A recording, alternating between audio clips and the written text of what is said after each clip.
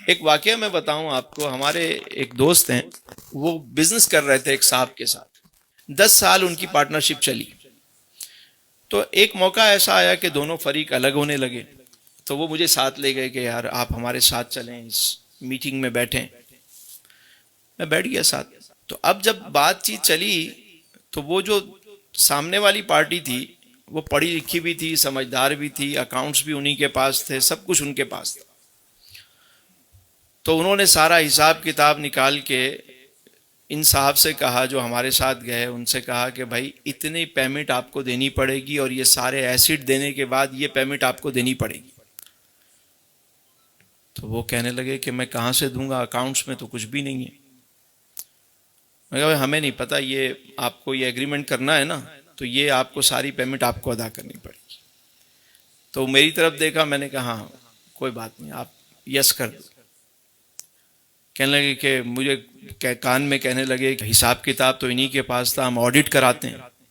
میں نے کہا آڈٹ والے کو بھی پیسے دو گے, اور اگر کوئی معاملہ ایسا ہوا تو پھر تھانہ کچہری ہوگی, پھر آپ وکیل کرو گے. وکیل کیا کہتا ہے؟ وکیل کہتا ہے کہ آپ نا کیس کر دو, آپ کی ساری پیمنٹ بھی دے گا, ساری چیزیں دے گا آپ کو, اور ایک بات کہوں, یہ بندہ آپ کے پاؤں پکڑ کر معافیاں بھی مانگے گا. وکیل یہ بات کرتا ہے.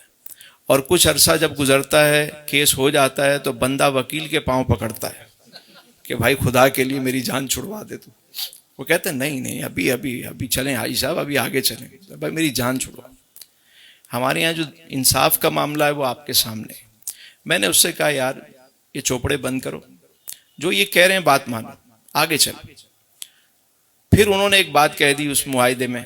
کہنے لگے پیسے جو ہے نا وہ پاک روپیز میں نہیں چاہیے, ہمیں فورن کرنسی میں چاہیے. یعنی جو اماؤنٹ نکلتی ہے, کیونکہ وہ پیمنٹ دینی تھی 2 سال میں, تو 2 سال میں وہ کہنے لگے کہ یہ تو روپیہ تو ڈی ویلیو ہو رہا ہے, تو 2 سال میں پیمنٹ ہوگی تو آپ ہمیں فورن کرنسی میں دیں گے, درہم میں دیں گے, آپ US ڈالر میں دیں گے. تو یہ صاحب کہنے لگے بھائی ہمارا کوئی فورن کرنسی کا کاروبار تھوڑی ہے, پاک روپیز میں تھا, اور یہ پیسے کون سا میں نے آپ سے لیے ہوئے, تو کاروباری حساب کتاب ہے جو آپ نے میرے پاس نکالے, میں نے کوئی آڈٹ بھی نہیں کیا, کچھ بھی نہیں کیا, پھر بھی آپ مجھے یہ بات کریں. میری طرف دیکھا, میں نے کہا بھائی پیسے تو پاک روپیز میں ملیں گے, لیکن یہ ہو سکتا ہے کہ ہم آپ کو پوسٹ ڈیٹڈ چیک بنا کے سارے ابھی دے دیں.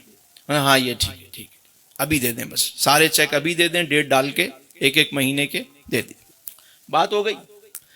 ان کو چیک دے دیے گئے, معاملہ الگ ہو گیا, دونوں فریق الگ ہو گئے. انہوں نے اپنا کام شروع کر دیا, انہوں نے اپنا کام شروع کر دیا, پیمنٹ بھی ختم ہو گئی, سب معاملات ہو گئے. مگر میں آپ کو عرض کروں, چند سال گزرے, یہ صاحب جو تھے اللہ نے ان کے مال میں بھی برکت دے دی, ان کی عزت میں بھی برکت ہو گئی, یہ خوشحال ہو گئے. اور وہ جو دوسرا فریق تھا, ان کو جب دیکھتے ہیں تو وہ دن بدن وہ مطلب کئی معاملات ان کے سارے وہ ڈسٹرب ہوتے چلے گئے. وقتی فائدہ تو ہوا انہیں, وقتی طور پر تو وہ یہ سمجھے کہ ہم سارا کچھ اپنی فیور میں لے گئے, لیکن جو کس کھاتا ہے وہی رس کھاتا ہے, جو صبر کرتا ہے وہ کامیاب ہوتا ہے. کبھی بھی اس طرح کی صورتحال ہو تو رشتوں کو بچائیں, تعلقات کو بچائیں, پیسہ پھر آ جائے گا.